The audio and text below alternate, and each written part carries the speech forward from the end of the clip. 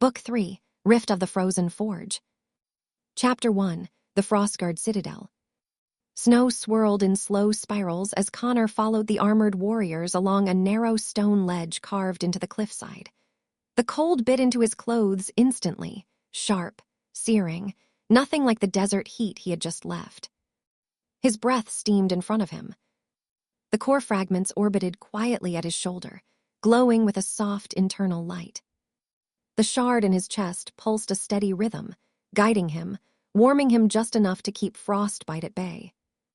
The Frostguard leader walked beside him, a tall, scarred man with pale blonde hair tied back in a knot. His armor resembled interlocking scales of steel and iceglass, each plate etched with runes. "My name is Captain Ralvek," he said, voice deep, controlled. "I am sworn to protect the Northern Forge, and now, it seems, sworn to protect you." Connor shivered, adjusting his cloak against the wind. "Yeah, I'm still trying to figure out why everyone keeps saying that." "Because we have been waiting for you," Ralvek replied simply. "For centuries." Connor nearly slipped on the icy path. "Centuries." Ralvek didn't elaborate. Instead, he nodded toward a looming structure ahead. The Frostguard Citadel. A fortress carved directly into the mountain face, its towers curving upward like icy horns. Giant braziers burned blue flames along the battlements. Frost coated every stone surface, reflecting moonlight in sharp spears of silver. The massive front gate rumbled open as they approached, gears grinding somewhere deep inside the rock. Connor stepped through. Inside, warmth washed over him in a wave. The citadel's interior was lit by glowing crystal lanterns suspended from the ceiling. The walls were carved with murals depicting ancient machines, rotating gears, conduits, towering engines. The craftsmanship was impossibly precise. A pair of Frostguard soldiers saluted as Ralvek passed. Connor swallowed hard. "This place is huge." Ralvek nodded. "It was built for a civilization far greater than ours. We are only its caretakers now." As they moved deeper into the citadel, he added, "And you, Connor, you are its heir." Connor stopped walking. "What?" Ralvek turned to him, eyes cold but sincere. "You carry the builder's key, the shard, and fragments of a broken core. Only one who possesses such a connection can activate the ancient engines." Connor rubbed his chest, where the shard pulsed faintly. "I didn't exactly choose this," he muttered. "Few heroes do," Ralvek said. "Greatness is rarely voluntary." Before Connor could respond, a door opened ahead, revealing a grand hall lined with tapestries and ice-glass statues. Scholars and mages turned to look at him. Conversations hushed. Every eye followed him with a mixture of awe and fear. Connor gulped. He wasn't used to being the center of attention. And now it felt like the whole mountain was starring. Ralvek rested a hand on his shoulder. "Welcome to the North, Builder." Chapter 2, The Scholar of Ice. Ralvek led Connor to a chamber filled with towering shelves and glowing manuscripts. Warm light emanated from crystals embedded in the walls. Steam puffed from copper pipes snaking between the bookshelves. A woman stood at the center of the room. Her robes were layered blues and whites, embroidered with runes that shimmered like frost in morning sunlight. Her hair, black streaked with silver, cascaded over her shoulders. Her expression was sharp, assessing, analytical. "Connor," Ralvek said, "this is Elira, our high scholar." Elira bowed her head slightly. "So, the wanderer with the builder's key." Connor lifted a hand awkwardly. Hey." She circled him slowly, eyes scanning the shards orbiting him. "The core fragments, they still hold resonance." She extended a hand toward one. "May I?" The shard pulsed. Connor tensed. Elira didn't touch it. Instead, she studied its glow, her brow furrowing. "There is corruption inside the fractures," she murmured. "But it has not spread. The key is suppressing it." "What does that mean?" Connor asked. Elira looked up at him. "It means the corruption you encountered in the desert was not an isolated incident. It is an infection, spreading from engine to engine." Connor exhaled slowly. And the collector, the guy attacking me. Elira stiffened. A collector here. Yeah, Connor said. Red shard, creepy voice, sand powers tried to kill me. Ralvik swore under his breath. Elira gripped the edge of her desk. Collectors were once keepers of the engines, guardians, protectors, but something twisted them, something ancient. If they've begun hunting the keys. Her eyes darkened. Then the corruption may be older and deeper than we feared. Connor sank into a nearby chair. So not just my problem, he muttered. Great. Elira straightened and gestured toward a massive scroll unfurled across her desk. Connor, understand this. The engines, the Sky Forge, the Northern Forge, the Storm Engine, the Depth Crucible, all 10 of the ancient constructs are linked. If one falls, the chain weakens. She tapped one symbol on the scroll, a mountain surrounded by runes. The Northern Forge is failing. We've held the corruption back for years, but only barely. And you think I can fix it? Connor asked. Ralvik answered. We know you can. Connor leaned back, heart pounding. He didn't feel special. He didn't feel chosen. He felt like a wanderer who stumbled into a role someone else should have filled. But the shard pulsed steadily in his chest, warm and firm. A silent reassurance. Elira approached him, expression softening. You're not alone, Connor. Whatever burden the key brings, the Frostguard will share it. Connor managed a faint smile. Thanks. Then Elira's voice hardened again. But understand, if the Northern Forge falls completely. She hesitated. What? Connor asked. Ralvik answered quietly. The corruption will spread across the entire mountain range. Villages, forests, lakes, everything. It will consume life and metal alike. Connor's chest tightened. Okay, he said softly. Then tell me what I need to do. Chapter 3, The Mountain That Breathes. The wind howled as the trio climbed a spiraling staircase carved into the interior wall of the mountain. Their breath fogged in the icy air. The shard pulsed faster now, guiding Connor like a compass needle. Ralvik carried a lantern of frosted crystal. Elira kept one hand on the stone wall, muttering quiet enchantments that warmed the surrounding air. Connor held the 3 core fragments in a leather satchel slung across his back. They shifted and hummed as though alive, eager, maybe even anxious. He wasn't sure if he was ready for what waited ahead. After nearly an hour, the staircase opened onto a platform overlooking a massive cavern. Connor gasped. The Northern Forge wasn't a machine. It was a mountain-sized organism of stone and metal. Giant gears turned slowly along the cavern walls. Pistons the size of towers pumped steam that poured into chasms below. Blue crystals pulsed like heartbeats along the ceiling. Streams of molten silver flowed in channels that formed intricate circuits. At the center stood the core chamber, a massive spherical construct suspended by chains thicker than tree trunks. It groaned. It breathed. Elira gestured toward the sphere. The core is inside, but the chamber is sealed due to the corruption. Connor swallowed. How sealed? Ralvik raised his lantern. The sphere shifted, and a deep, rumbling growl echoed like a beast waking.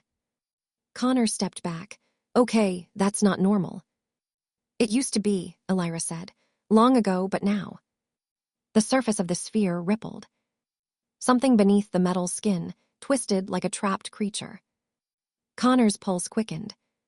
The shard inside him thrummed with urgency. Elira rested a hand on his arm. You must place the fragments into the chamber. They will stabilize the core long enough to activate the cleansing sequence. How long is long enough? Ralvik didn't sugarcoat it. Minutes, if we're lucky. Connor let out a sharp breath. Okay, and if we're not lucky? The chamber collapses. The forge collapses. We all die. The 3 answered at the same time. Connor muttered, Great pep talk, guys. But he gripped the satchel tighter and stepped toward the chamber. He wasn't brave.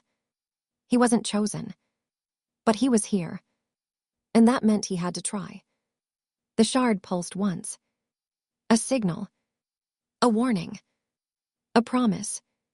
Connor strode toward the massive, living machine, ready to enter the heart of the Northern. Chapter 4. Inside the living machine. Connor approached the core chamber with a knot in his stomach.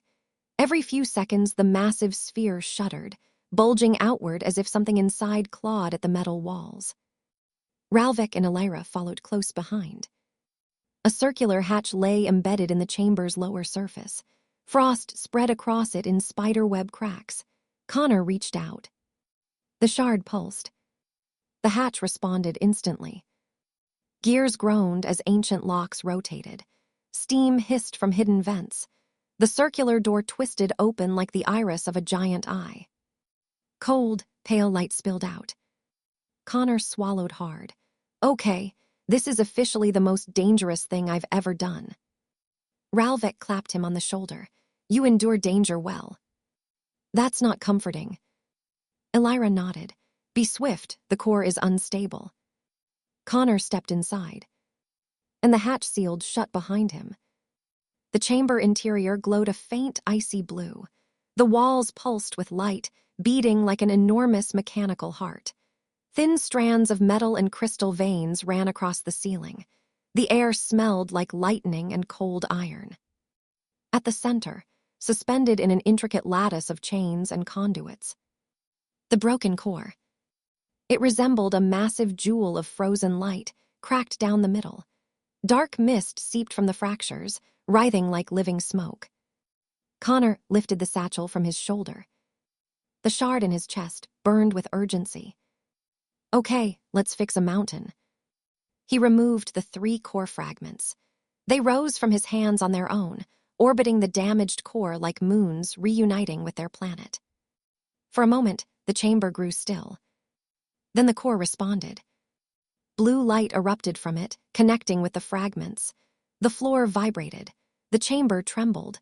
Machinery groaned and spun and locked into place. Connor stepped back as the fragments fused into the core. Crackling. Humming. Whining. For an instant, the entire forge held its breath. Then, a blast of energy threw Connor off his feet. Chapter 5. Corruption Unbound. Connor crashed into the wall, gasping. Pain shot through his ribs. The core now glowed fiercely, the cracks shrinking as the fragments reintegrated. But the corruption wasn't done. Dark tendrils lashed out, slamming into the chamber walls. Metal warped. Crystal veins shattered. The northern mountain shook with a low, rumbling roar. Outside, muffled shouts echoed. Ralvik's voice. Elira's magic flaring. Connor struggled to his knees. The shard pulsed sharply. Resist. Push back. Cleanse. I'm trying, Connor yelled at it. But the corruption had formed now. A swirling storm of shadow and frost, vaguely humanoid, hovered above the core. A jagged face appeared within the dark fog, its eyes burning red. You should have stayed in the desert, it whispered, voice like breaking ice. Connor froze. This presence was familiar. Are you one of the collectors? The shadow entity tilted its head. We were, before the corruption took hold. Now we serve a greater purpose. Connor staggered to his feet. I don't think destruction counts as a purpose. The entity lunged. Connor barely ducked as a tendril of darkness slashed the air above his head. Ice formed instantly where it passed, coating metal in thick frost. The shard inside Connor flared. A shield of blue light formed around him, just in time, as the corruption struck again. The shield cracked. Connor stumbled back, breathing hard.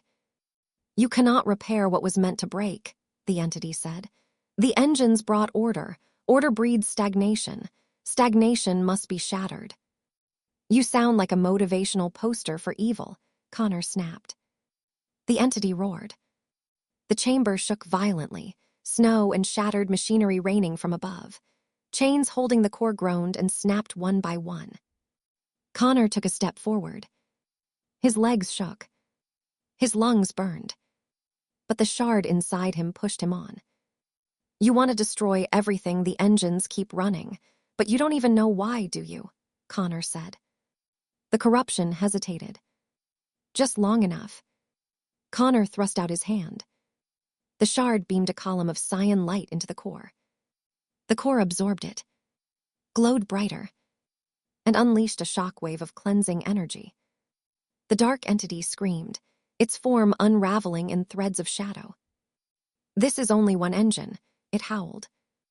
The others will fall, just like this one, just like you. The scream faded into silence. Shards of ice and shadow evaporated.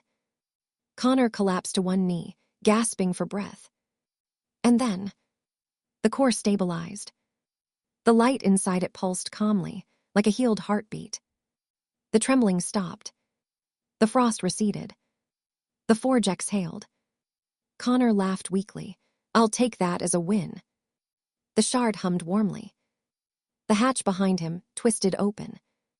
Chapter 6, The Forge Reborn. Ralvek and Elira rushed inside, weapons ready, then slowed as they saw the core glowing with steady, pristine light. Ralvek sheathed his sword. Elira exhaled, shoulders dropping. You did it, she whispered. Connor leaned against the wall, exhausted. I almost didn't. That thing, whatever it was, wanted to rip me in half. Elira knelt beside him, a manifestation of corruption. We feared they would appear once the engines weakened, but this... Her voice trailed off. Ralvik finished the thought.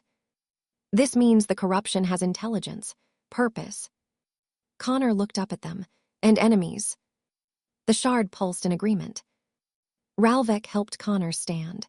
The forge will take time to fully recover, but its heart beats strong again. As they exited the chamber, the entire cavern seemed brighter. Machinery whirred smoothly. Crystals glowed with renewed life. Warm steam drifted through the air. Frostguard soldiers watched with wide eyes as the forge's rebirth rippled through the mountain. A cheer rose. Then another. And soon the entire citadel roared with celebration. Elira touched Connor's shoulder gently. You've done more than heal the forge. You've restored hope. Connor flushed. Don't get mushy on me now. But he smiled. Ralvik raised a hand for silence. His voice thundered through the hall. Connor, holder of the builder's key, you saved the North. You have proven yourself worthy of the engines. Connor swallowed. He didn't feel like a hero. He felt tired, overwhelmed, terrified. But then he saw the forge's light glowing strong again. He saw the Frostguard's relieved faces. He felt the shard's calm rhythm. Maybe this was what he was meant to do.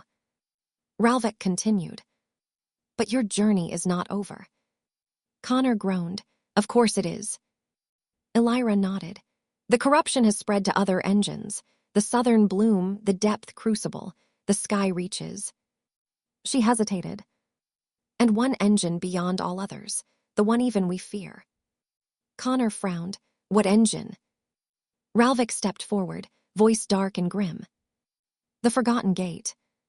A chill ran down Connor's spine.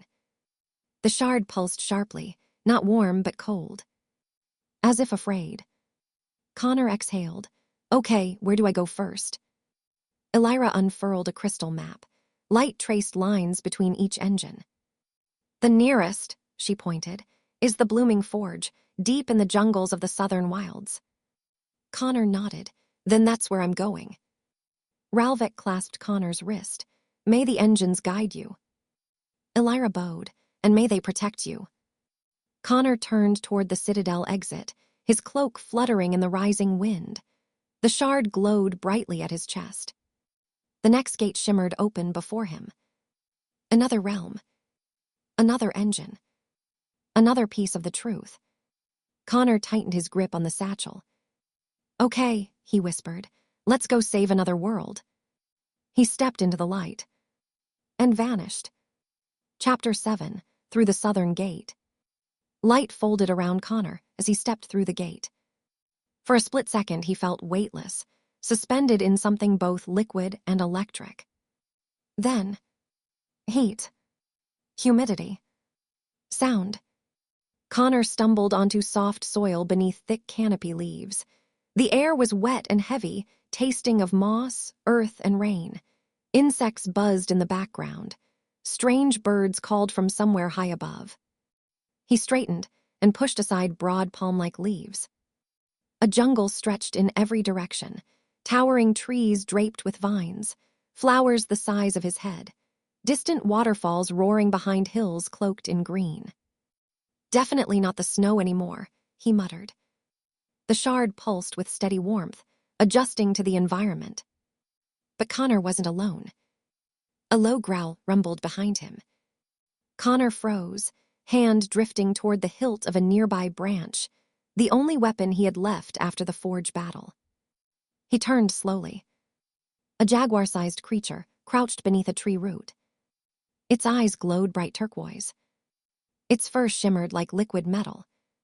Its fangs dripped with a faint green glow. A corruption beast, Connor whispered. The creature growled, muscles tensing. Connor raised his hands. Hey now, let's be cool. I just fixed a mountain. I don't want to fight a radioactive jungle cat. The creature lunged. Connor dove sideways as claws sliced into the dirt where he'd stood. He rolled, grabbed a fallen branch, and swung. The beast ducked, circled, and struck again. The shard pulsed sharply. Blue light flared around Connor's arm, and the branch hardened, glowing faintly. With a desperate swing, he struck the creature's shoulder. The beast yelped, stumbling. Not hurt, but surprised. It snarled and leapt back into the shadows, disappearing instantly. Connor panted. Okay, new rule, never fight glowing cats. He stood, brushing off leaves.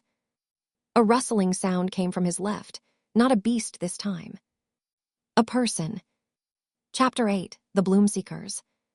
Connor raised the glowing branch defensively as figures emerged from the foliage. They wore armor made from leaves, bark, and woven vines. Their faces were painted with stripes of blue and green. Each held a spear tipped with crystal. They surrounded him in a sweeping half-circle. The leader, a woman with long braided hair and piercing amber eyes, stepped forward. You carry light, she said, not corrupted. Her voice was calm, but her spear stayed raised. Connor swallowed. Thanks. She tilted her head. Who are you? I'm Connor. I'm trying to reach the blooming forge. The warriors exchanged alarmed glances. Weapons tightened. The leader's expression turned sharp. Why would an outsider seek the heart of the jungle? Connor lifted the shard in his chest, which glowed gently. The corruption is spreading. I'm here to fix it. The jungle warriors froze. The leader leaned closer, eyes widening at the shard's glow. You hold a builder's key. Apparently, Connor said. She lowered her spear instantly. The others followed. I am Saria, chieftain of the Bloomseekers, she said, placing a hand over her heart. We are guardians of the wild, and we have waited for this moment. Connor blinked. Waited for me. Saria nodded. For the one who would brave the forges and restore the life bloom. She gestured to the dense jungle around them. This forest is dying, slowly, quietly, but we sense it. Plants no longer grow correctly. Animals twist into strange forms. Rivers turn black overnight. Connor grimaced. Corruption. Saria nodded. Yes. She raised her hand. Come, the elders must see you. Connor followed the Bloomseekers through winding jungle paths. As they walked, he noticed the signs. Withered leaves, rotten vines, trees with black patterns spreading like veins. The corruption was everywhere. Just like the north, Connor whispered. Saria glanced at him. Worse, much worse. They emerged into a massive clearing. Huts built high in tree canopy, rope bridges stretching between branches, glowing fruit hanging like lanterns. People gathered around a central bonfire, singing in low, rhythmic chants. The moment they saw Connor, they stopped, whispering. Saria raised her arms. People of the wilds, the builder has come. Shockwaves of murmurs rippled through the clearing. Connor exhaled. I'm really getting tired of everyone calling me that. Chapter 9, The Lifebloom and the Nightmare. The village elders gathered around Connor near the great bonfire. At the center of their meeting circle stood an enormous blossom, a flower made of stone and glowing blue vines, tall as a tree. Saria approached the blossom reverently. "This is the Lifebloom," she said, "a living artifact that channels the energy of the blooming forge deep beneath the earth." Connor stepped closer. The petals of the stone flower flickered weakly. Cracks spread across its surface. A dark pulse throbbed along its vines. Elira's words echoed in his mind. If one engine falls, the others weaken. Saria's face tightened. The corruption comes from the forge, but the forge is sealed. No warrior has returned once attempting to enter. Connor forced a steady breath. "I can open it." The elders murmured. Saria nodded firmly. "We believe you can." A sudden scream pierced the night. Villagers scattered as a massive shadow crashed into the clearing. Connor spun.